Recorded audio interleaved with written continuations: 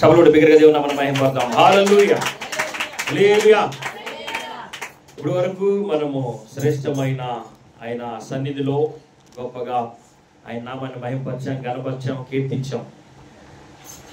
అలాగే ఆరాధనలో కూడా ప్రభు తన ఉన్నతమైన కృపను మనకు చూపి తన ప్రేమను కనపరిచాడు. కనుక మరి ప్రతి ఒక్కరూ కూడా ఈ సమయంలో చక్కగా దేవుని వాక్యాన్ని వినాలని ప్రేమతో మేరకు మనం చేస్తున్నా. దేవుని వాక్యంలోనికి వెళ్ళే ముందు ఒక చిన్న మాట చెప్తా, బాగా జాగ్రత్తగా వినండి.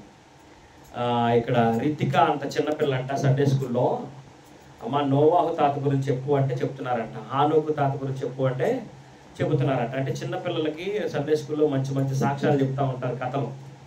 అట్లాగే హానోకుని గురించి చెప్పమ్మా అంటే చెప్తాను అని నుంచొని చెప్తుందంట. ఏమని చెప్తుందంటే, హానోకు తాతయ్య రోజు సాయంకాలం వేళ దేవునితో కలిసి వాకింగ్ చేసేవాడు. అలా వాకింగ్ చేస్తూ చేస్తూ చేస్తూ ఒకరోజు అనుకోకుండా దేవుడు ఉండే స్థలానికి, పరలోక రాజ్యానికి నడుచుకుంటా వెళ్ళిపోయారు. మాటలు చెప్పుకుంటా, మాట్లాడుకుంటా, నవ్వుకుంటా. తర్వాత సమయం చూస్తే ప్రొద్దుగుకు పోయింది. స్థలం చూస్తేనేమో ఏసై ఇంటి దాకా వెళ్ళిపోయారు. అందుకని ఏసై ఏమన్నాడంటే, ఇంకా హానోకు పొద్దుగు కిందిగా ఇంక ఇంటికి ఏమంతా ఇక్కడే ఉండు అని అన్నాడు. కనుక హానోకు తాతయ్య అక్కడే ఉన్నాడు అని చెప్పిందంట. చాలు కూడా జనం ఏమడతాం. హల్లెలూయా, హల్లెలూయా. పిల్లలకు బాగా అర్థమైంది కదా అది. కనుక మరి అది వాస్తవం, అంతేనా? అది వాస్తవం. కనుక మరి మనం కూడా ఏం చేస్తున్నామంటే దేవుణ్ణి వెంబడిస్తూ, దేవునితో నడుస్తూ, ఆయన సన్నిధిలో, ఆయన క్రమములో, ఆయన దర్శనములో మనం నడుస్తూ ఉన్నాం. ఆయన రక్షణలో మన ముందు కొనసాగుతూ ఉన్నాం. కనుక నడిచేటప్పుడు మనము కూడా ఎలా ఉండాలి అంటే, మీ అందరికీ నేను వాక్యంలోకి వెళ్ళే ముందు ఇంకొక మాటని మీకు గుర్తు చేస్తా, బాగా మీకు అర్థం అవ్వాలని చెప్తున్నానులే. చాలామందికి వారి కుటుంబాల్లో మనవల్ని, అంటే చిన్నపిల్లలను చూస్తే ఏమంటారంటే వాళ్ళ తాత పోలికి వచ్చింది అంటారు కదా. వాళ్ళ నాయనం పోలికి వచ్చింది, తాత పోలికి వచ్చింది, ఇంకా అలా మేనమామ పోలికి వచ్చిందనో ఏదో పోలికలు చెప్తూ ఉంటారు. అంటే పూర్వీకుల పోలికలు, అంటే ఆ చిన్నపిల్ల కంటే ముందున్న వారి పోలికలు వీరికి వచ్చినాయి అని చెప్తారు, అంతేనా? ఆ పోలిక ఎప్పుడైతే చెప్పారో తల్లిదండ్రులు భలే మురిసిపోతూ ఉంటారు, చక్కగా మురుసుకుంటారు. నాకు పిల్లవాడు పుట్టినప్పుడు అందరూ అన్నారు, సామెల తాతయ్య పుట్టాడు, సామెల తాతయ్య పుట్టాడు అనుకున్నారు అని అంటూ ఉండేవాళ్ళు. నేను వీళ్ళకేం తెలుసులే, మా నాన్న చిన్నప్పుడు ఎట్టున్నాడు అనుకునేవాడిని. ఒక ముసలాం అంది, చిన్న వాడికి 3 నెలలప్పుడు చూసి, వీడు మా అబ్బాయి లాగానే ఉన్నాడు అచ్చం అంది. అంటే మా నాన్నకి అక్క ఎవరి సైడ్ది అవంది, వీడు మా అబ్బాయి లాగా ఉన్నాడు. అంటే నేను చాలా మురిసిపోయా, ఓహో అయితే వీడు మా నాన్న లాగా ఉన్నాడు అని ఫిక్స్ అయిపోయా. అందుకనే మా నాన్నని చూసుకుంటా ఉంటాం. అందుకని పేరు కూడా షాలేం రాజు అని, సమీయుల్ రాజు అని వస్తేట్టుగా షాలేం రాజు అని పెట్టాము. కనుక మరి ఎందుకు నేను ఈ ఉపమానం చెప్పానంటే, మనం దేవుళ్ళో ఎదుగుతూ ఉండగా మనకంటే ముందు ఎదిగిన వారు ఉన్నారు, మన పూర్వీకులు. మనం ప్రార్థనలో ఎక్కువగా జ్ఞాపకం చేసుకుంటూ ఉంటాం. ఏదైనా ఒక అవసరం కలిగి ఉన్నప్పుడు మన పూర్వీకుల జీవిత సాక్ష్యాన్ని ఎత్తి, వారికి ఇచ్చిన ఆశీర్వాదాన్ని ఎత్తి, నాకు కూడా అట్టి భాగాన్ని మనం అడుగుతాం. అన్నయ్యకి అంత ఇస్తే నాకు కూడా అంతే, అంతేనా అడుగుతారా లేదా తక్కువ అడుగుతారా? తమ్ముడికి అంత ఇస్తే నాకు కూడా అంతే ఇవ్వమని అడుగుతారు కదా. మరి అందరికి సమానంగా పంచాలా లేదా? కనుక మన ప్రార్థనలో కూడా మనం ఏమంటామంటే, అబ్రహాముకి ఇచ్చిన ఆశీర్వాదం నాకు కూడా ఈ ప్రభు అంటాం, ఇస్సాకు ఇచ్చిన ఆశీర్వాదం ఇవ్వమంటాం, యాకోబుకి ఇచ్చిన ఆశీర్వాదం ఇవ్వమంటాం. ఇట్లా మనం అనేకమైన సాక్ష్యాలను, మన ముందుంచబడిన మన పూర్వీకుల జీవిత సాక్ష్యాలను బైబిల్ గ్రంథంలో లిఖితపరిచిన వారి జీవితాలను గురించిన, వారు పొందిన ఆశీర్వాదాన్ని గురించి మనం చెప్పి అటు సాక్ష్యాన్ని అడుగుతాం, అటు ఆశీర్వాదాన్ని అడుగుతాం. ఆశీర్వాదాన్ని అడగాలంటే మనకి ఉండవలసిన పూర్వీకుల లక్షణం ఉండాలా లేదా? ఉండాలా లేదా? ఉంటేనే కదా ఇచ్చేది, ఉంటేనే ఇస్తారు. కనుక మరి మనము దేవుని వాక్యంలోకి వెళ్ళే ముందు చక్కని మాట విన్నాము. ఈ ఉపమానానికి అనుకూలమైన వాక్యాన్ని ఒక మాట చదువుకున్నాం. సామెతల గ్రంథము 3వ అధ్యాయము, సామెతల గ్రంథము 3వ అధ్యాయము 6వ వాక్య భాగాన్ని చదువుకుందాం. నీ ప్రవర్తన అంతటి యందు ఆయన అధికారమునకు ఒప్పుకొనుము, అప్పుడు ఆయన నీ త్రోవలను సరళము చేయును. చాలు చాలు, చిన్న ప్రార్థన చేసుకుందాం. మహాపరిశుద్ధుడు అయిన తండ్రి, ప్రేమ నమ్మకం కలిగిన యేసయ్య మా గొప్ప తండ్రి, నీకు వందనాలు. మాట్లాడే దేవా, మారని దేవా, నిన్న నేడు ఏకరీతిగా ఉన్న దేవా, నీకు వందనాలు ప్రభువా. యూదుడని గ్రీసు దేశస్థుడని ఏ భేదము లేక అందరికీ నీ కృపను చూపే దేవా నీకు వందనాలు ప్రభువా. పక్షపాతము లేని దేవా నీకు వందనాలు ప్రభువా. ఈ మధ్యాహ్న సమయంలో మాతో మాట్లాడటానికి మా మధ్యకి దిగి వచ్చిన దేవా నీకు వందనాలు ప్రభువా. చదవబడిన వాక్య భాగంలో ఉన్న సారాంశం ఏదైతే ఉందో మీరు మాకు ఏదైతే అర్థం అవ్వాలని, మీరు మాకు ఏదైతే బోధించాలని, మా ఆత్మీయ జీవితాలు దినదినము ఎదుగులాగున, అభివృద్ధికరమైన స్థితిలో ఉండులాగున, అనేకులు ఆకర్షించే విధముగా ఉండులాగున మమ్మల్ని మీరు వెలిగించటానికి ఈ వాక్యము ద్వారాగా మమ్మల్ని మీరు మండించబోచుండగా ప్రభువా, వినగలిగిన చెవిని, గ్రహించగలిగిన మనస్సును, అంగీకరించే మంచి మనస్సును మా ಎಲ್ಲరికి దయచేయమని నిలబడు నిదాసు నిష్ప్రయోజకుడు ప్రభువా. నేను ఒట్టివాడని యేసయ్యా, మా ಎಲ್ಲరికి కావలసిన ఆత్మీయ వర్తమానంతో మమ్మల్ని మీరు బలపరచమని, మా ముందుంచబడిన సమయంలో మీరు మహిమ పొందమని, వచ్చిన నీ బిడ్డలెల్లరూ కూడా ప్రభువా తిరిగి వట్టి చేతులతో వెళ్ళక ప్రభువా నిండారు దీవెన, మెండైన దీవెన నిండుగా తీసుకెళ్ళడానికి సహాయం దయచేయమని, తగిన కాలమందు ఆ వాక్యము వారిని రక్షించటానికి, వారిని బలపరచటానికి, వారు నెవర వేసుకునే స్వభావం కలిగిన వారిగా మేమెల్లరూ ఉండుటకు మమ్మల్ని మీ ఆత్మతో ఆవరించి బలపరచమని, ఈ సమయంలో మీరు మహిమ పొందమని, ఈ సమయాన్ని మీ చేతులకు అప్పచెప్పుకోవచ్చు. యేసయ్య అతి శ్రేష్టమైన నామములో స్తుతించి ప్రార్థించి ఈ సమయాన్ని మీ చేతులకు అప్పచెప్పుకొచ్చున్నాము తండ్రి. ఆమేన్. హల్లెలూయా, హల్లెలూయా. కనుక మరి చదవబడిన వాక్యంలో ఒక మాట రాయబడింది, చక్కని మాట. నీ ప్రవర్తన అంతటి యందు ఆయన అధికారమునకు ఒప్పుకొని ఎడల ఆయన నీ త్రోవలను సరాలము చేయను అని అన్నాడు. సరాలం మన త్రోవలు ఏమవుతాయంట? సరాలము చేయబడతా ఉంటాయి. కాబట్టి మరి హానోకు త్రోవ ఏమైంది? సరాలము చేయబడింది. మనకులేగా హానోకు కష్ట సుఖాలు ఏమి అనుభవించలా. ఆయన ఇలాంటి శ్రమ పొందాడు, ఇలాంటి అవమానం పొందాడు, ఇలాంటి పరీక్షలో ఉన్నాడు, ఏబుకులాగా పరీక్షించబడ్డాడు, లేకపోతే మరొకటి అని మన పితరుల్లో అనేకుల జీవితాల్లో జరిగిన ఎత్తుపల్లాలు ఏమి హానోకు జీవితం ఉన్నాయా? లేవు. హానోకు జీవితం ఏ విధంగా కొనసాగిందంటే, హానోకు ప్రవర్తన అంతటిలో దేవునికి ఏం చేశాడు? ఆయన అధికారానికి ఒప్పుకున్నాడు. కనుకనే ఆయన త్రోవ ఏమైంది? సరాలమైంది. కనుక ఆయన పరమకు ఎక్కిపోయాడు చక్కగా. అయితే అలాగే మనము మన పూర్వీకులలో కొంతమందిని జ్ఞాపకం చేసుకుంటే, దానియేలు గ్రంథము 2వ అధ్యాయం 17వ వాక్య భాగంలో 4 వ్యక్తులు జ్ఞాపకం చేస్తున్నారు. చూద్దాం. దానియేలు గ్రంథము 1వ అధ్యాయం 17వ వచన భాగం. మొదటి అధ్యాయం వచన భాగం 17 చదువుకుందాం. ఈ నలుగురు ఏంటంట? ఈ నలుగురు బాలుల సంగతి ఏమనగా, దేవుడు వారికి జ్ఞానమును సకల శాస్త్రీయ ప్రావీణ్యతయు వివేచనయు అనుగ్రహించెను.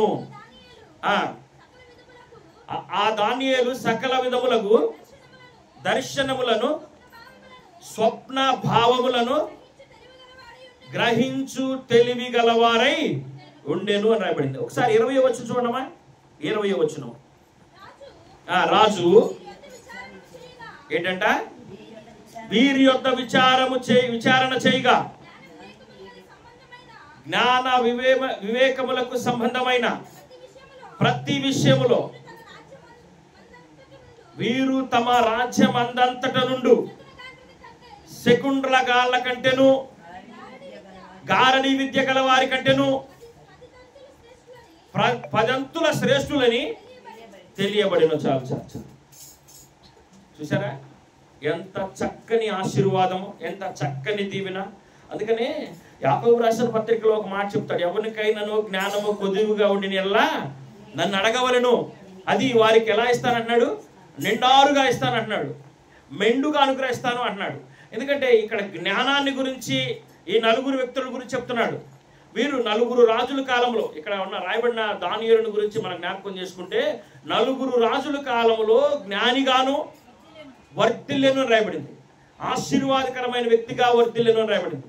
ఎంత గొప్ప స్థితిలో అతను వర్ధిల్లాడు ఆ గ్రంథమందు మనం జ్ఞాపకం చేసుకుంటే చక్కగా అతని వర్ణన ఉంటుంది.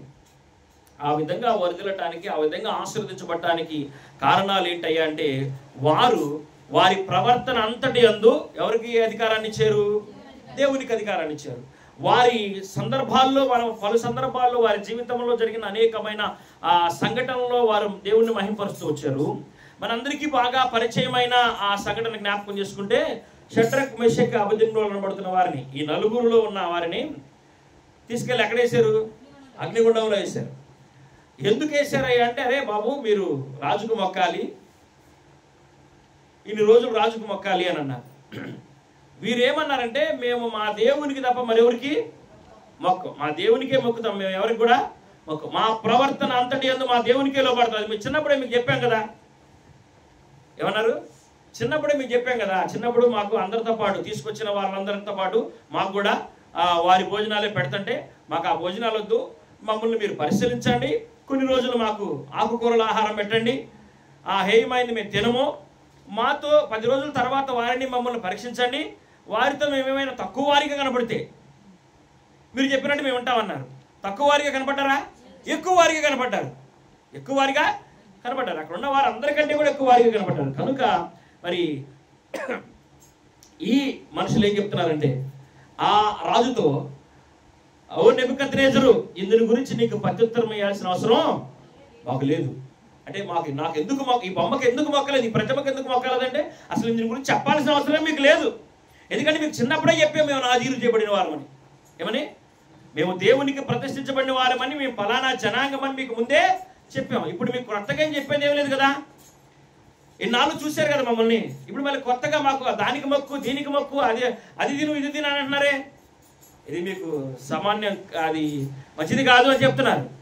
అరే నాయనా, ఎప్పుడైతే ఓ నెబుకద్నెజరు దీని గురించి మీకు ప్రత్యుత్తరం ఇవ్వాల్సిన అవసరం లేదనే ఒక రూఢి అయిన సమాధానం చెప్పారో, ఆ రాజు ఏమన్నాడు తెలుసా? అగ్నిగుండాన్ని ఇప్పుడున్న దానికంటే 7 అంతలు పెంచమన్నాడు. ఎన్నంతలు? 7 అంతలు పెంచండి అన్నాడు. 7 అంతలు పెంచారు. తీసుకెళ్ళి అగ్నిగుండంలో పారేయమన్నారు. అగ్నిగుండంలో పారేశారు. అగ్నిగుండంలో పారేస్తే పడేయటానికి వెళ్ళిన వాళ్ళు అందరూ బగ్గులాగా అయిపోయారు. కానీ ఇసిరేయబడ్డ వాళ్ళు ఈ ముగ్గురితో పాటు 4వ వ్యక్తి తిరుగుతూ ఉన్నాడు సరదాగా. అంటే మనం ముందుగా చెప్పుకున్నాం కదా, వాక్యంలో ముందుకు వెళ్ళబోయేటప్పుడు ఎవరైనా హానోకు నడిపించిన ఆయన ఉన్నాడు కదా. హానోకు చేయి పట్టుకొని నడిపించిన ఆయన, హానోకు చేయి బట్టి నడిపించిన ఆయన ఈ ముగ్గురు చేతులు పట్టుకొని నడిపిస్తున్నాడంట అగ్నిగుండంలో. వాళ్ళు సాయంకాలం పూట పార్కులు వాకింగ్ చేసే వాళ్ళకి సరదాగా తిరిగి వస్తున్నారు. లేకపోతే ఒక తండ్రి చిన్నపిల్లల్ని పిక్నిక్ తీసుకెళ్ళి, లేకపోతే పార్కు తీసుకెళ్ళి అయ్యి కొనిపించి తిప్పుతాడే, ఆ బొమ్మలు ఈ బొమ్మలు చూపిస్తా, అట్లా తిరుగుతున్నారు. తర్వాత అగ్నిగుండం ఆరిపోయింది. ఏంట్రా ఏంది వీళ్ళు ముగ్గురు వేస్తే 4 కనపడుతున్నారు, అసలు వీళ్ళకి ఏం కాలేదేంటి అంటే, జీవం కలిగిన దేవుడిని వారు సేవిస్తున్నారు. వారి ప్రవర్తన అంతటి యందు దేవుని అధికారానికి లోబడ్డారు. అందుకనే వారి మార్గం ఏమైందంట? సరాలము చేయబడింది అని రాయండి. సరాలము చేయబడింది. కాబట్టి మన మార్గము సరాలము చేయబడాలంటే మనం ఏం కలిగి ఉండాలంటే, దేవునికి మొక్కేవారిగా, బలులు అర్పించేవారిగా, ప్రార్థించేవారిగా ఉండాలి. ఏ విధమైన ప్రార్థన అయ్యా అని మనం జ్ఞాపకం చేసుకుంటే, ప్రతిరోజు కూడా నీ ఇంట్లో ఏమర్పించాలంటే బలులు అర్పించాలి అని రాయబడింది. ఏమర్పించాలా? బలులు అర్పించాలి. నేను ఇప్పుడు ఒక సంఘటన మీకు జ్ఞాపకం చేస్తాను. ఈ దానియేలు గ్రంథం 11వ అధ్యాయం 31వ వచ్చిన భాగంలో ఒక మాట రాయబడింది, చూద్దాం.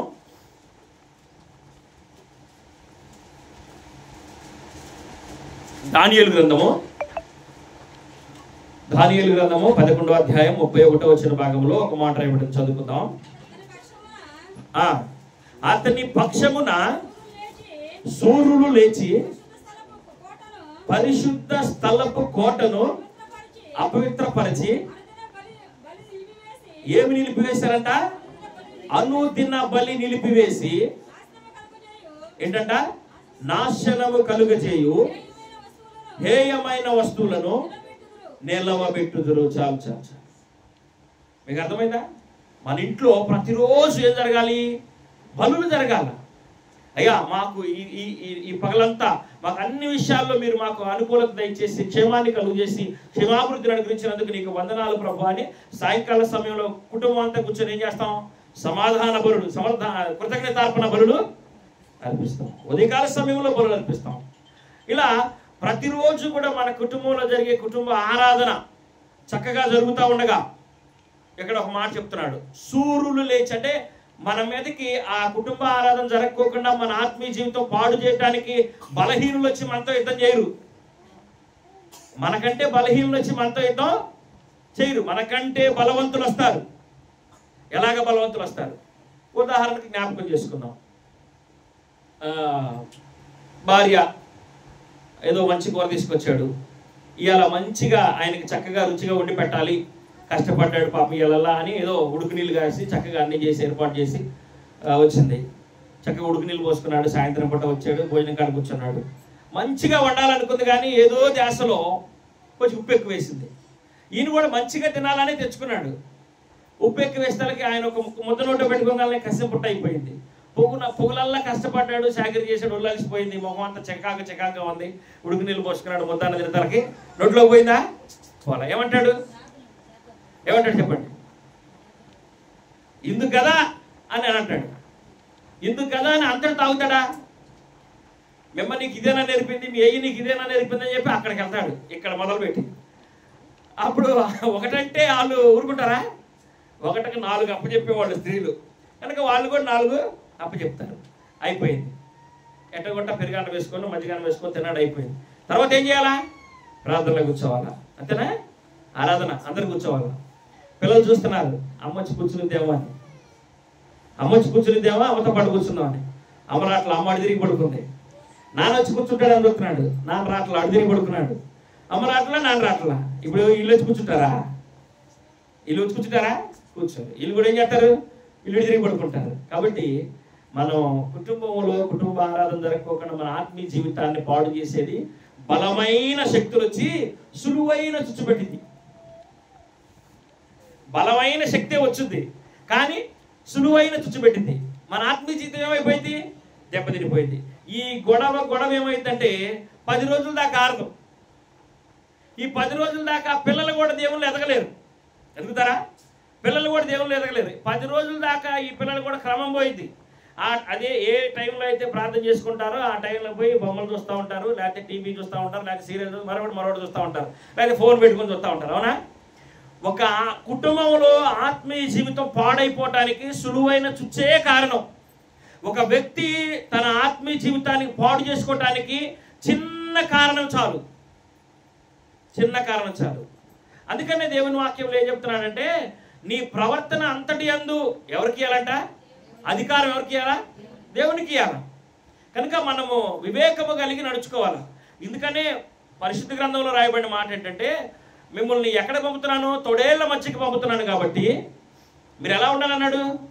పావురు వలె నిష్కపటులయ్యి పాముల వలె వివేకులై ఉండాలన్నాడు. కాబట్టి ఒక మాట చెప్తామనండి, ఇప్పుడు లోకంలో ఉన్న విశ్వాసులు తీరి ఏ విధంగా ఉందంటే, పాముల వలె భలే వివేకంగా ఉంటారు.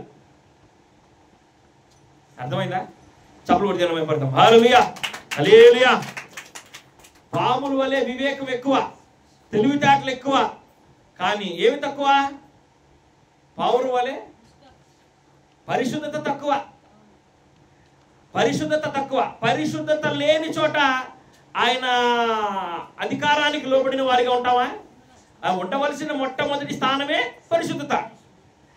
ఆయన నీ దేహము కదిలే దేవాలయం అన్నాడు. ఏంటది? మన దేహం ఏంటి? కదిలే దేవుని ఆలయం. నీ కదిలే దేవుని ఆలయంలో నువ్వు ఎక్కడికి పోయినా మహింపరచబడాలి అంటే, నువ్వు ఎక్కడికి పోయినా గణపరచబడాలి అంటే, నువ్వు చేసే ప్రతి పనిలో నీకు లాభసాటిగా ఉండాలి అంటే, ఈ కదిలే దేహం ఎలా ఉండాలి? పరిశుద్ధంగా ఉండాలి. ఎలా ఉండాలా? పరిశుద్ధంగా ఉండాలి. వివేకం కలిగి ఉండాలి. వివేకం ఎక్కడ కలిగి ఉండాలి అన్నాడు?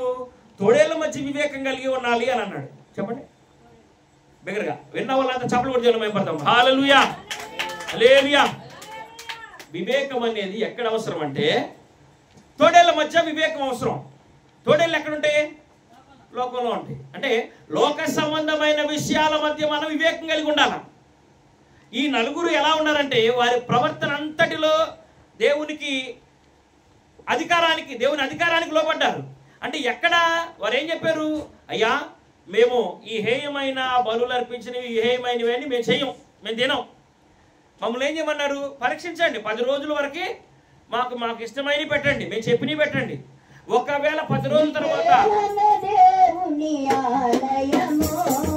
దేవుడు వలచిన మందిరము, ఈ దేహమే దేవుని ఆలయము,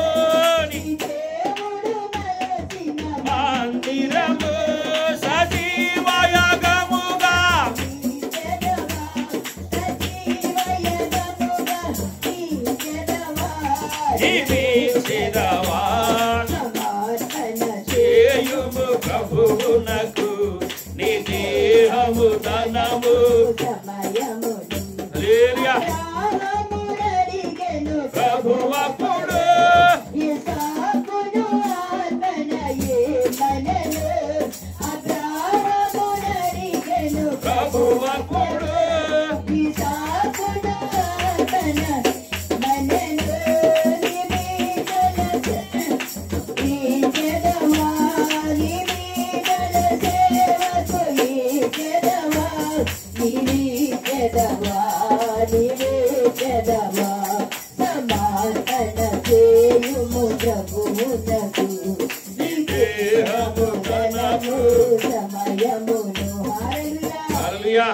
హల్లెలూయా. మనుషులు ఎక్కడ ఎలా తయారయ్యారంటే విశ్వాసులు లోకం దగ్గర ఏమనో ఎక్కడ తోడేళ్ల మధ్యకి మిమ్మల్ని పంపుతున్నాను కాబట్టి మీరు తోడేళ్ల మధ్య పాముల వలె వివేకం కలిగి ఉండండి అని అన్నాడు. పాముల వలె నిష్కపటం కలిగి ఉండండి అని అన్నాడు. వీళ్ళు మనమంతా ఎలా తయారయ్యారు అంటే అక్కడ తోడేళ్ల మధ్య వివేకాన్ని ప్రదర్శించట్లా, దేవుని దగ్గర వివేకాన్ని ప్రదర్శిస్తూ ఉంటారు. ఎట్లా అంటే కష్టం వచ్చినప్పుడు నీకు ఇష్టం వచ్చినప్పుడు ప్రార్థన అంటారు కదా. కాబట్టి మరి ఆ విధమైన కష్టం వచ్చినప్పుడే కాదు ప్రార్థన, నీకు ఇష్టం వచ్చినప్పుడే కాదు ప్రార్థన అన్నట్లు ఉండక మరి దానియేలు, షడ్రక్, మెషక్, అబేద్నెగో నిలబడుతున్న వారు నిత్యము కూడా దేవుని అధికారానికి వారి ప్రవర్తన అంతటిలో వారు ఒప్పుకున్నారు. కనుకనే వారి జీవితాల్లో అద్భుత కార్యాలు చూశారు. ఈనాడు అనేకుల జీవితాలను మండించటానికి, అనేకుల ఆత్మీయ జీవితాలు దిద్దుబాటు చేసుకోవడానికి వారి యొక్క జీవిత సాక్ష్యము ఉపయోగపడుతుంది. కాబట్టి మన సాక్ష్యము మనకి, మన పిల్లలకి, మన రాబో తరం వారికి ఉపయోగపడే రీతిగా మనము ఉండాలి అని దేవుని వాక్యం సెలవిస్తూ ఉంది. ఇందులో ఒక మాట చెప్తాను ఏమంటే, మనం ఎక్కడికి వెళ్తున్నామంటే ప్రభు బల దగ్గరికి వెళ్తున్నాం. ఎక్కడికి? ప్రభు బల దగ్గరికి. ప్రభు బల దగ్గరికి వెళ్ళే ముందు మనం ఏ విధంగా ఉండాలంటే మన ప్రవర్తన అంతటి యందు దేవుని అధికారమునకు లోబడిన వారమై ఉంటే ఆశీర్వాదం, లోబడిన వారమై ఉంటే మన సాక్ష్యము అనేకులు వెలిగించేదిగా ఉంటుంది. మీ అందరికీ ఒక మాట జ్ఞాపకం చేస్తామేనండి. బాగా మన ఇంట్లో ఉన్న పాత్రలన్నింటిలో కూడా పాతది అయినది, ఏదైనా పాడైపోయింది, మసి అయిపోయింది, అలాంటి దాన్ని మనము ఒక పండగ రోజు లేకపోతే ఒక విలువైన ఆహారాన్ని వండటానికి కడక్కోకుండా దాన్ని అపవిత్రంగా ఉంచి అలాగే దాన్ని వాడతామా? చెప్పండి. ఈరోజు పాత్రలు శుభ్రం చేసుకోవడానికి నాకు తెలిసి ఇటువరకు చక్కగా బూడిదేసి రుద్దేవాళ్ళు, తర్వాత ఏదో రుద్దటానికి అవి వచ్చినాయి, ఏదో రుద్దుకోవడానికి సిలుము పోవడానికి అవి రకరకాలైన వచ్చినాయి. ఆ తర్వాత లిక్విడ్లు వచ్చినాయా? ఎందుకు? మీ ఇంట్లో ఉండే పాత్రలు తెల్లగా ఉండాలని, తలతల్లాడాలని, శుభ్రంగా ఉండాలని మీరు ఎంతో ప్రయత్నం చేస్తున్నారు. కనుక దేవుడు కూడా తన సంఘములో ఉండే బిడ్డలు ఏ విధంగా ఉండాలనుకున్నాడంటే విలువైన పాత్రగా ఉండాలని. ఇత్తడి బిందెని రోజు తోముతుంటే ఎలా ఉంటుంది? రోజు కొత్తగానే ఉంటుంది.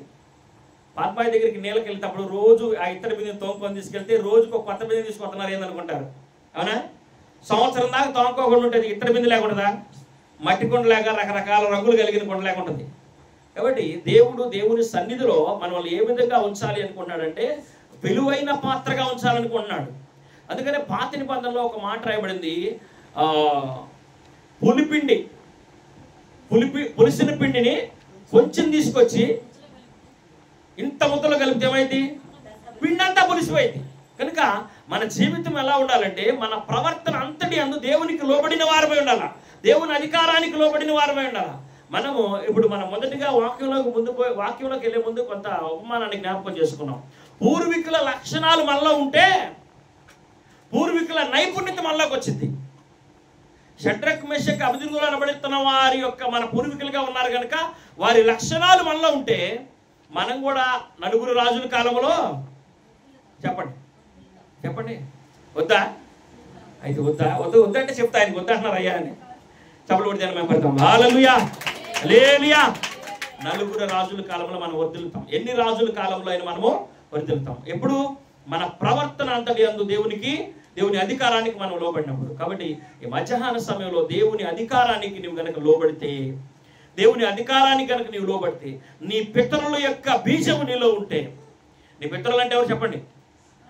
అబ్రహాము, ఇస్సాకు, యాకోబు. అవును కదా, నోరు తెరిస్తే మనం ఏమని అడుగుతాం? అబ్రహాము లాగా దీవించు, ఇస్సాకు లాగా దీవించు, యాకోబు లాగా దీవించు. అయితే అబ్రహాము, ఇస్సాకు, యాకోబులకు ఒక మంచి లక్షణం ఉన్నది. వారి యొక్క రూపురేఖలను వర్ణన చేసి ఒక ముద్ర ఉంది. మోషేకి ఒక ముద్ర ఉంది. చెప్పండి, ఏ ముద్ర అది? నా ఇల్లంతటిలో నమ్మకస్తుడు అన్నాడు. దావీదుకు ఒక ముద్ర ఉంది. ఏముంది? నా హృదయానుసారుడు అన్నాడు. అలాగే అబ్రహాముకు ఒక ముద్ర ఉంది. ఏముంది? నా స్నేహితుడు అన్నాడు. అయితే ఆ స్నేహం ఏ విధంగా ఉందంటే, అబ్రహాము దేవుడిని నమ్మిన అది అతనికి నీతిగా ఎంచబడింది. ఇస్సాకు ఒక ముద్ర ఉంది. చెప్పండి, విధేయత. యాకోబుకు ఒక ముద్ర ఉంది. చెప్పండి, దిద్దుబాటు. అబ్రహాము విశ్వాసం కలిగిన వాడై, విధేయత కలిగిన వాడై దేవునికి ఇష్టడయ్యాడు. ఇస్సాకు విధేయత కలిగిన వాడై దేవునికి ఇష్టడయ్యాడు. యాకోబు దిద్దుబాటు కలిగిన వాడై దేవునికి ఇష్టడయ్యాడు. వారి ప్రవర్తనలో దేవుని అధికారానికి లోబడి వారు తమ జీవితంలో తన సాక్ష్యాన్ని కొనసాగించుకోవడానికి వారు గొప్ప గొప్ప లక్షణాలు కలిగి ఉన్నారు. అబ్రహాము కలిగిన విధేయత, విశ్వాసము మనం కలిగి ఉండాలా? మనం ప్రార్థన చేసేటప్పుడు దేవుడు ఒక మాట అన్నాడు. మీరు ప్రార్థన చేసేటప్పుడు ఏ విధంగా ప్రార్థన చేయాలంటే, దేవుడు ఉన్నాడని, మనం ప్రార్థన చేయువన్నీ కూడా మనకి దయచేయువాడని నమ్మవాలని కదా అని అన్నాడు. కాబట్టి మనం ప్రార్థన చేసే ప్రతిదీ కూడా మనం పొందుకుంటామని నమ్మకము, విశ్వాసం కలిగి మనము ప్రయత్నం చేయాలి. అప్పుడే మనం ఏదైనా మన ఆశీర్వాదాన్ని, దీవెని చూడగలం. విశ్వాసము లేకోకుండా దేవునికి ఇష్టలైనట అసాధ్యము. దేవునికి ఇష్టలైనట అసాధ్యము. విశ్వాసులుగా వందల సంఖ్య ఉన్న సంఘం ఉండొచ్చు. అర్థమవుతుందా? అందుకని కొన్ని ఫోన్లో ఈ మధ్య వస్తూ ఉన్నాయి. దేవుని రాకడ వచ్చినప్పుడు ఎత్తబడేవారు ఉన్నారు, విడవబడేవారు ఉన్నారు. ఎక్కడున్నారు? తిరగలిద్దరు విసురుతూ ఉంటారు. ఒకరు ఎత్తబడతారు, ఒకరు విడవబడతారు. చెరువులో కుట్లో 10 మంది కూస్తూ ఉంటారు. వారిలో కొంతమంది ఎత్తబడతారు, కొంతమంది విడవబడతారు. పొలంలో పనిచేసేవారు కొంతమంది ఉన్నారు. వారిలో కొంతమంది ఎత్తబడతారు, కొంతమంది విడవబడతారు. అదేవిధంగా సంఘములో కూడా కొంతమంది విడవబడేవారు ఉన్నారు, ఎత్తబడేవారు ఉన్నారు. అందుకనే ఆయన 10 మంది కన్యకలు అని రాయబడింది. ఎంతమంది అంట? 10 మంది కన్యకలు. 5గురు ఏం కలిగి ఉన్నారు? బుద్ధి కలిగి ఉన్నారు. సిద్ధులలో నూనె కలిగి ఉన్నారు. సిద్ధులలో నూనె అంటే, నూనె దేనికి సాదృశ్యం? నూనె ఎలిగింది. మన దీపం బట్టి చిన్నప్పుడు ఏం చేసేవాళ్ళు అంటే, ఇంత సీసా గుడ్లో కృష్ణాలు పోసి కొవ్వొత్తి ఒక గుడ్డ చుట్టి పెట్టి ముట్టించేవాళ్ళు. ఆ నూనె అయిపోతే గుడ్డ ఆగిపోయింది కదా. కాబట్టి ఈ దీపము, దేవుడు వెలిగించిన ఈ దీపములో నూనె ఉంటే అంటే, నూనె అంటే పరిశుద్ధత ఉంటే, పావురం వలె నిష్కపటమైన పరిశుద్ధత ఉంటే నువ్వు వెలుగుతూనే ఉంటావు. నువ్వే స్థలంలోకి పోతే ఆ స్థలం అంతా కూడా వెలుగుమయం అయిపోతూ ఉంటుంది. అవునా? చెప్పండి, అవునా కాదా? నిద్రపోతున్నారు అన్నా? చెప్పలు కూడా జనమైపోతాం. హల్లెలూయా, హల్లెలూయా. కాబట్టి ఈ మధ్యాహ్న సమయంలో ఈ నలుగురు మండుచున్న వేడిమి కలిగిన అగ్నిగుండములు కూడా చక్కగా తిరిగారంట. వారి మీద అగ్ని జ్వాలలు పారిన కానీ వారిని ఏం చేయలేకపోయింది.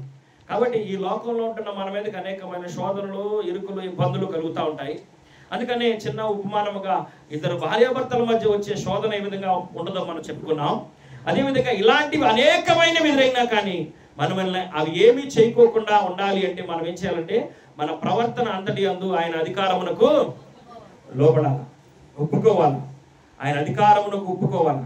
మనము తొడేల మధ్య అంటే లోకంలో నడిచేటప్పుడు, లోకంలో బ్రతికేటప్పుడు, లోకస్తులతో మాట్లాడేటప్పుడు, విశ్వాసం లేని వారితో మాట్లాడేటప్పుడు, అవిశ్వాసులతో మాట్లాడేటప్పుడు, అవిశ్వాసులతో కలిసి పనిచేసేటప్పుడు మనం ఏం కలిగి ఉండాలంటే వివేకం కలిగి ఉండాలి. మీరు తొడేళ్ల మధ్యకి వెళ్తున్నారు, ఏముండాలా? పావురం వలె వివేకం కలిగి ఉండాలి. పావురం వలె నిష్కపటమైన పరిశుద్ధత కలిగి ఉండాలి అని అన్నాడు. కాబట్టి మనం వాళ్ళ దగ్గరికి వస్తున్నాం. మన యందు మన హృదయము దోషారోపణ చేయనిడలా మనము నిందారహితులమై ఉంటామన్నాడు. ఈ సమయంలో మనం జ్ఞాపకం చేసుకోవాల్సింది ఏంటంటే, పరిశుద్ధాత్ముడు మనతో మాట్లాడుతున్నాడు. వారి యందు ఏ దోషారోపణ లేదు కాబట్టి వారు అగ్నిగుండములు కూడా అగ్ని జ్వాలల చేత కాల్చబడుకోకుండా వారు హ్యాపీగా తిరిగారు. కనుక మరి దేవుని వాక్యం సెలవిస్తూ ఉంది, నీ మీద నీ హృదయం దోషారోపణ చేయకోకుండా చూసుకోవాలి. నీ ప్రవర్తన అంతటిలో నీవు దేవుని అధికారానికి ఒప్పుకున్నావా లేదా అని జ్ఞాపకం చేసుకోవాలి. ఒప్పుకున్నావా లేదా అని జ్ఞాపకం చేసుకునే స్థితిలో నీవు ఉండాలి. ఇక్కడ మనం 31వ వచనంలో రాయబడిన మాట, 11వ అధ్యాయం, దానియేలు గ్రంథం 11వ అధ్యాయంలో మాట రాయబడింది. చూడండి, మరలా చదవండి. అతని పక్షముగా సూర్యులు లేచి పరిశుద్ధ స్థలపు కోటను, నీ పరిశుద్ధ స్థలపు కోటను అపవిత్రపరిచి అనుదిన బలిని నిలిపివేసి నాశనము కలుగు చేయు హేయమైన వస్తువులను నిలబెట్టుదురు. కాబట్టి మీ హృదయములో మీరు చేసే అనుదిన బలులు, మీరు చేసే ప్రార్థన విజ్ఞాపనలు, మీరు బైబిల్ చదువుకుంటా ప్రార్థన చేసుకుంటా, బైబిల్ చదువుకుంటా ప్రార్థన చేసుకుంటా, ఇంట్లో కూర్చొని ఖాళీగా ఉన్నప్పుడల్లా బైబిల్ చదువుకుంటా ప్రార్థన చేసుకుంటా ఉండే ఆ స్థితిని సాతాను ఏం చేస్తాడంటే అనేకమైన పనులు పెట్టి, అనేకమైన ఆలోచనలు పెట్టి అసలు నీ ఇంటికాడ లేకుండా చేస్తాడు. ప్రార్థన అనేది నువ్వు చేయకోకుండా చేస్తాడు. దానివల్ల నష్టపోతూ ఉంటావు. నువ్వు చెప్పండి, నష్టపోతారు. గుర్తుపెట్టుకోండి, మన ప్రవర్తన అంతటి అందు దేవుని అధికారానికి ఒప్పుకోవాలి అంటే మనకి సమయం దొరికితే చేయాలా? వాక్యం చదవాలా. సమయం దొరికితే చేయాలా? ప్రార్థన చేసుకోవాలా. సమయం దొరికితే నీకు దేవుడిచ్చిన తలాంతుని సాధకం చేయాలా. బైబిల్ చదివే మంచి వరం ఉంది, బాగా బైబిల్ చదువుకోవాలా. ప్రార్థన చేసే మంచి వరం ఉంది, బాగా ప్రార్థన చేయాలా. పాటలు పాడే మంచి వరం ఉంది, బాగా పాటలు పాడుకోవాలా. సాధకం అవ్వాలా. ఇంకా ఎందుకంటే దేవుని వాక్యంలో ఒక మాట రాయబడింది, దావీదుల గురించి రాయబడింది. దావీదు అంట ఏంటంట 10 తంతుల సితారాను విచిత్రంగా వాయించేవాడంట. గొప్ప విషయం ఏంటంటే దెయ్యాలు పారిపోయేది ఎప్పుడు తెలుసా? చెప్పండి. ఆరాధనలోనే దెయ్యాలు పారిపోతాయి. దేవుణ్ణి మహింపరిచేటప్పుడు, దేవుడిని కనపరిచేటప్పుడు, దేవుణ్ణి కీర్తిస్తాడు. పాటల్లోనే పాట పాడుతూ ఉంటే దాని మీద నుప్పులు కుంపట కురిపించినట్టుంటుందంట. అందుకనే ఆరాధనలో దెయ్యాలన్నీ పారిపోతూ ఉంటాయి. ఆయన సితారా తీసుకొని దేవుణ్ణి ఆరాధిస్తూ ఉంటే దెయ్యాలు ఏం చేసినాయి? పారిపోయినాయి. సౌల్లో ఉన్న దెయ్యాలు కూడా పారిపోయింది. కనుక ఆరాధించే మంచి మనసు కలిగి ఉండాలి మనం. ప్రతి విషయం అందు కూడా దేవుడు నీకు ఏ నైపుణ్యత ఇచ్చాడు, ఏ తలాంతు ఇచ్చాడు, ఆ తలాంతుని మనం ఏం చేయాలంటే సమయం దొరికినప్పుడల్లా సాధకం చేసే స్థితిలో ఉండాలి. ఆ స్థితిలో ఉంటే మన ఆత్మీయ జీవితం దినదినము ఎదుగుతూనే ఉంటుంది. నీ బుడ్డి నూనెతో నిండి నీ కుటుంబం అంతటికి వెలుగునిస్తూ ఉంటుంది. నువ్వు ఇంకా సాధకం చేసే కొన్ని అది నిండి పొరిలి పారినట్లుగా అనేకులకు వెలుగునిచ్చేదిగా ఉంటుంది. కాబట్టి ఈ మధ్యాహ్న సమయంలో మన పితరుల లక్షణాలు మనలో ఉండాలి. మనం ప్రార్థన చేసేటప్పుడు అబ్రహాము, ఇస్సాకు, యాకోబుల గురించి ప్రార్థన చేస్తాం. షడ్రక్, మెషక్, అబేద్నెగోల గురించి ప్రార్థన చేస్తాం. ఏదైనా శోధన వచ్చిందయ్యా, ఈ అగ్ని శోధన నుంచి నన్ను తప్పించయ్యా అని ప్రార్థన చేస్తాం. ఇంత భయంకరమైన వ్యాధి నుంచి, ఇంత భయంకరమైన బాధ నుంచి, ఇంత భయంకరమైన కరువు నుంచి తప్పించయ్యని ప్రార్థన చేస్తాం. తప్పించటానికి ఆయనకేమి నీ మీద కోపం ఏమీ లేదు, కానీ తప్పించబడకపోవటానికి, తప్పించటానికి నీవు అర్హత కలిగి ఉన్నావా అని జ్ఞాపకం చేసుకోవాలి. అడిగేటప్పుడు ఏం చేయాలా? మన అర్హతను చూసి అడగాలి. ప్రభు దగ్గర మన అర్హతను మనం కొలుచుకోవాలి. ఒక ఆయన చెప్పాడు చక్కగా, క్రొత్త నిబంధనలో చెప్పారు, పాత నిబంధనలు ఎవరు కూడా మమ్మల్ని పోలి నడుచుకోండి అని చెప్పాలా. వాళ్ళు ప్రవర్తించారంతే. అది మనకు అర్థం కావట్లేదని క్రొత్త నిబంధనలో పౌలు చేత ప్రభువారు మాట్లాడించాడు. ఏమని? నేను క్రీస్తును పోలి నడుచుకున్నాను, మీరు నన్ను పోలి నడుచుకోండి అని అన్నాడు. కాబట్టి మనము ప్రభువుని పోలి నడుచుకోవాలా. మనము మన పితరుల యొక్క జీవిత సాక్ష్యాలను జ్ఞాపకం చేసుకొని వారు దేవునికి మహిమకరంగా జీవించిన ఆ యొక్క తీరుని మనం జ్ఞాపకం చేసుకుని ఆ విధంగా ప్రవర్తించినట్లయితే మన జీవితంలో ఎంతో అద్భుతాలను, ఆశ్చర్య కార్యాలను చూడగలం. మన ప్రవర్తన అంతటి యందు దేవుని అధికారానికి మనం ఒప్పుకునే వారిగా ఉండాలా. ఎందుకంటే ఇక్కడ దేవుని వాక్యం సెలవిస్తా ఉంది, పరిశుద్ధ స్థలములో హేయమైన వాటిని ఏంటంట? చదవండి, మరలా చదవండి ఆ వాక్యం. అతని పక్షమున సూర్యుడు లేచి పరిశుద్ధ స్థలపు కోటను అపవిత్రపరచి దినదినము నీ ఇంట్లో జరిగే ఆరాధన నిలిపివేస్తాడు. నువ్వు రోజు బైబిల్ చదువుకునేది నిలిపివేస్తాడు. రోజు నువ్వు దేవుని వాక్యాన్ని ధ్యానం చేసేది నిలిపివేస్తాడు. రోజు నువ్వు, నీ కుటుంబం, నీ పిల్లలు అందరూ కూర్చొని ప్రార్థన చేసేది నిలిపివేస్తాడు. నీ నువ్వు భర్తతో కూర్చొని ప్రార్థన చేసేది నిలిపివేస్తాడు. ఇంకో గొప్ప విషయం ఏంటంటే, చాలా మందికి తెలియని విషయాలు ఏంటంటే, భార్య భర్తలు ఎక్కువగా లోక సంబంధమైన విషయాలే మాట్లాడుకుంటారు. కానీ వారి కుటుంబం వర్ధిల్లాలంటే ఇద్దరు భార్య భర్తలు సాయంత్రం పూట కూర్చొని ఏది మాట్లాడాలంటే దేవుని ఆత్మ సంబంధమైన విషయాలు మాట్లాడుకుంటే ఇక వాళ్ళ మధ్యలో ఏ సాతాను కూడా దొరుకుతా? చెప్పండి.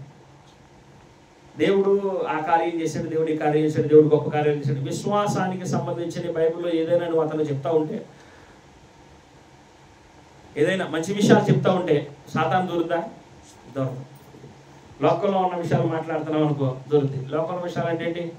అయ్యో ఆమె పొట్టు చీర కొంద 10,000 అంట, తాడు కొందంట 3 లక్షలు పెట్టి, పట్టబడిందంట, తాడు చేయించాడంట, ఇంకా ముక్కు పోగులన్నీ అయ్యాలి ఇవన్నీ లోకానుసారమే. వాడు పొద్దుగొక్కులు పని చేసి వచ్చి కూర్చుంటే పని చేసినందుకు ఆయన కాళ్ళు ఒత్తుతా ఏదో దేవుడు అయ్యా నా భర్త పొద్దున్న నుంచి పని చేశాడయ్యా అని చెప్పి కాళ్ళు ఒత్తుతా ప్రార్థన చేస్తే, అమ్మో నా భార్య నా కోసం ప్రార్థన చేస్తుంది, పుట్టినరోజు వస్తుంది ఏం తేవాలి, పెళ్లి రోజు వస్తుంది ఏం తేవాలి, ఇట్లాగా ఉంటుంది ఆలోచన. అలా కాకోకుండా మనము లోకానుసారమైనవన్నీ మాట్లాడుతూ ఉన్నాం అనుకో చికాకు వచ్చేసింది. వచ్చిందా రాదా? కొత్తగా పెళ్ళైన వాళ్ళు గుర్తుపెట్టుకోవాలా. కాబట్టి మరి మనము మన ప్రవర్తన అంతటిలో దేవుని అధికారానికి ఒప్పుకునే వారమై ఉండాలా. నేను సహజంగా లోకానుసారమైన మాటలు చెప్పను, ఈరోజు కొన్ని ఉదాహరణలు చెప్పాను. నేను అలాంటి సందర్భాలు చెప్పడానికి సుముఖత చూపను. కాబట్టి ఏదేమైనా మన ఆత్మీయ జీవితాలు అభివృద్ధికరమైన స్థితిలో ఉండాలి అంటే అనుదిన బలులు ఏంటంట? అనుదిన బలులు జరుగుతున్నాయా మీ ఇంట్లో? అనుదిన బలులు మీ ఇంట్లో జరిగితే మీ ఇల్లు ఆశీర్వదించబడింది, మీ ఇల్లు దీవించబడింది. అనుదిన బలులు జరిపించే విషయంలో అబ్రహాము ఒక హేయమైన కార్యం చేశాడు. చెప్పాలా? ఆదికాండం 15వ అధ్యాయంలో బలిని అది మనము బలించేటప్పుడు ఏం చేయకూడదు? నిద్రపోకూడదు. చెప్పకూడదు.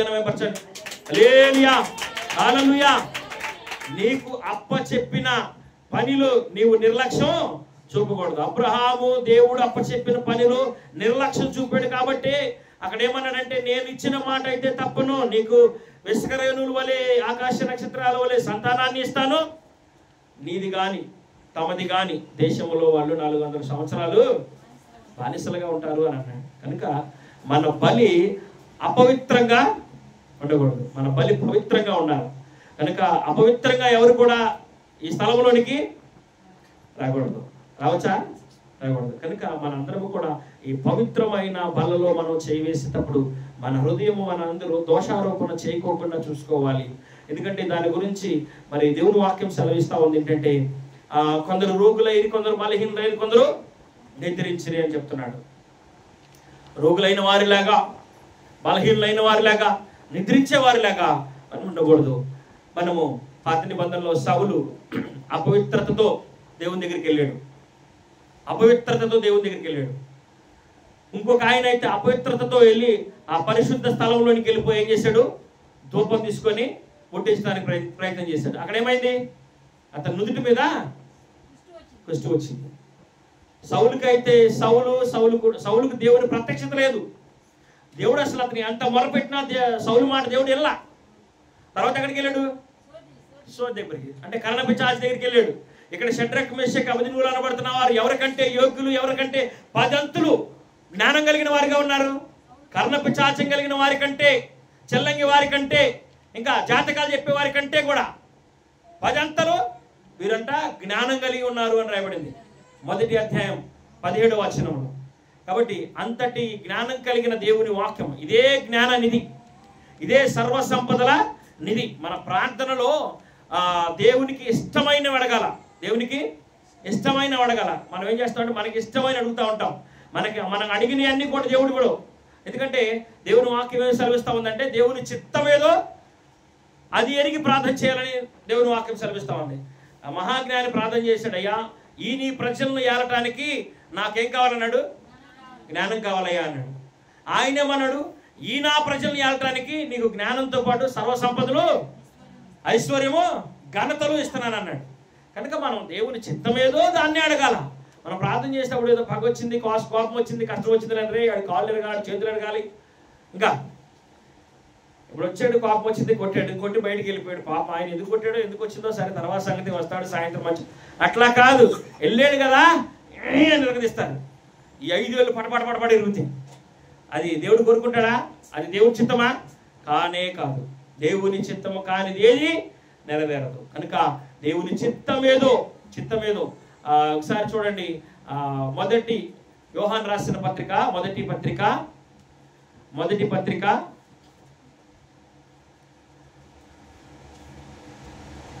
31వ అధ్యాయంలో 31వ వచనం అనుకుంటా. యోహాను రాసిన మొదటి పత్రిక 5వ అధ్యాయంలో రాయబడి ఉంటుంది. దేవుని చిత్తం ఏదో ప్రార్థించండి అని, దేవుని చిత్తాన్ని ఎరిగి ప్రార్థించండి అని యోహాను రాసిన మొదటి పత్రిక 5వ అధ్యాయంలో రాయబడి ఉంటుంది. కాబట్టి మనము ఏం కలిగి ఉండాలంటే దేవుని చిత్తాన్ని ఎరిగి ప్రార్థించాలి. ఆ విధంగా మనం ప్రార్థిస్తే మనం అడిగిన ప్రతిదీ కూడా అనుగ్రహించబడుతూ ఉంటుంది. కాబట్టి మరి నేను వాక్యాన్ని ముగిస్తాను. వాక్యాన్ని ముగించే ముందు మరొకసారి మీకు జ్ఞాపకం చేస్తున్నాను, మీ ప్రవర్తన అంతటి అందు దేవునికి అధికారానికి మీరు లోబడిన వారై ఉండాలా, లోబడిన వారై ఉండాలా, లోబడిన వారై ఉండాలా. అప్పుడే మీరు అబ్రహామును దీవించినట్టు నన్ను దీవించు ప్రభువా, ఇస్సాకును దీవించినట్టు నన్ను దీవించు ప్రభువా, అయ్యా యాకోబును దీవించినట్టు నన్ను దీవించు ప్రభువా అని ప్రార్థన చేయడానికి అర్హులమై ఉంటాము. అబ్రహాములో ఉన్న విశ్వాసము, ఇస్సాకులో ఉన్న విధేయత, యాకోబులో ఉన్న దిద్దుబాటు మనం కలిగి ఉండాలా. ఈ సమయంలో మనం దిద్దుబాటు చేసుకునే సమయం వచ్చింది కనుక మనం ప్రభు బల దగ్గరికి వెళ్తున్నాం. మనం దిద్దుబాటు చేసుకునే స్థితిలో ఉండాలా. ఎప్పేకు రేవు దగ్గర యాకోబు దిద్దుబాటు చేసుకున్నాడు ప్రభు సన్నిధిలో. అయ్యా నీవు నన్ను ఆశీర్వదించందే నేను నిన్ను వదిలిపెట్టను అన్నాడు. ఆయన అపవిత్రత అంతా కూడా విడిచిపెట్టాడు, కడుక్కున్నాడు. కనుక మనము ఈ యొక్క మధ్యాహ్న సమయంలో ప్రభు బల దగ్గరికి పరిశుద్ధమైన స్థలంలోనికి వెళ్తున్నాం. పరిశుద్ధమైన స్థలంలోనికి వెళ్తున్నాం. ఒక రాణి అంట, ఇంగ్లాండ్ రాణి దేవుని బల తీసుకోవడానికి దేవుని సన్నిధిలోకి వచ్చినప్పుడు ఆమె అక్కడ చెప్పులు ఇప్పి, ఇది చరిత్ర చెప్తుంది, కిరీటం తీసి కింద పెట్టిందంట. బాగా వినాలి. ఒక రాణి కిరీటం తీసి కింద పెట్టి బల తీసుకుందంట. అప్పుడు పక్కనున్న ఆయన అన్నాడంట, అమ్మా ఇంతమంది ప్రజలకి నువ్వు రానివి కదా, ఈ ప్రజలందరి ముందు నీకు ఘనత తీసుకొచ్చేదేంటి? కిరీటం. ఒక రాజుకు పట్టాభిషేకం చేసేటప్పుడు ఆ పట్టాభిషేకానికి గుర్తుగా చికనంగా ఏం పెడతారు? కిరీటాన్ని పెడతారు. ఈ కిరీటాన్ని ఎందుకు తీసి నువ్వు పక్కన పెట్టావంటే, రాజులకు రాజైన ప్రధాన రాజైన ఆ రాజు ముందు నేను ఈ కిరీటాన్ని ధరించుకునటం అది మంచిది కాదు. నా అహాన్ని, నా గర్వాన్ని, నా అధికారాన్ని నేను పక్కన పెట్టి వచ్చాను. నాకు ఆ అధికారాన్ని, ఆ కిరీటాన్ని ఇచ్చిందే ఆయన అన్నదంట. కాబట్టి మనము దేవుని దగ్గరికి వచ్చాం, ప్రభు బలలో చేయబోతున్నాం. కనుక మనలో ఏదైతే ఉందో, మనకు దేవుడు ఇచ్చిన అధికారమైన ఏదైనా ఆ సమస్తము కూడా మనకు దేవుడు లేకుండా ఇది కలగలేదు, సమస్తం దేవుడి వల్లే కలిగింది. కనుక మరి మనము ప్రభు బలలోకి వెళ్తున్నాం. ప్రభు బలలోకి వెళ్ళే ముందు ప్రతి ఒక్కరు కూడా మనం స్వపరీక్ష చేసుకోవాలని, పరిశుద్ధపరచుకోవాలని, నీ హృదయం నీ మీద దోషారోపణ చేయకోకుండా చూసుకోవాలని, ఏ విషయాల్లో దేవుని అధికారానికి నువ్వు ఒప్పుకోలేదు ప్రభువా, పలానా విషయాల్లో నేను నీ అధికారానికి ఒప్పుకోలేదు ప్రభు అని నువ్వు ప్రార్థన చేసుకొని నువ్వు పరిశుద్ధపరచుకోవాలని ప్రభుపేట మీ అందరికీ మనం చేస్తూ దేవుని వాక్యాన్ని నేను ముగిస్తూ ఉన్నాను. దేవుడు మన వెనుకడిలో ఈ మాటలు దీవించి ఆశీర్వదించును గాక. ఆమేన్. తల వంచని ప్రార్థన చేసుకుందాం.